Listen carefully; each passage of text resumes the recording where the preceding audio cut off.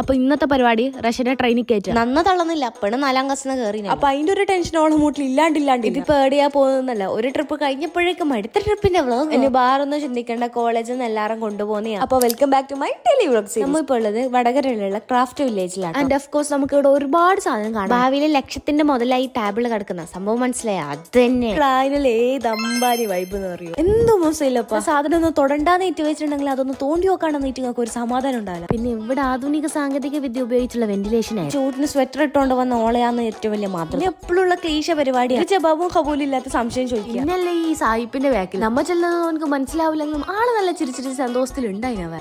ഈ അറുവല കുടിച്ച ഒരു ആദില വന്ന മുഖത്ത് കുരു വന്നാലുള്ള ഡിപ്രഷൻ മാറ്റാൻ ഒരു ബിരിയാണി അത് നല്ലതാ. ബിരിയാണിന്റെ ഒപ്പം ഒരു ഐസ്ക്രീം കിട്ടാത്ത ഡിപ്രഷൻ ആയിരുന്നു കേട്ടോ ഇത്. പിന്നെ കുറച്ച് ലേറ്റ് ആയിട്ടാണെങ്കിൽ സംഭവം നമുക്ക് കിട്ടി. പിന്നെ കണ്ണോളുന്നതിന് എല്ലാവരുടെ കൂട്ടത്തിലൊന്നുണ്ട് ഇങ്ങനത്തെ ഷുഗർ കട്ടുള്ള. ഈ ഒരു സന്ദർഭത്തിൽ നിങ്ങൾ ആ ചങ്ങായിനെ സ്മരിച്ചോണ്ടെന്ന് പറഞ്ഞുകൊണ്ട് കാട്ടുള്ള തെലങ്ങനെ വലിച്ചു കയറ്റുക. കഴപ്പ്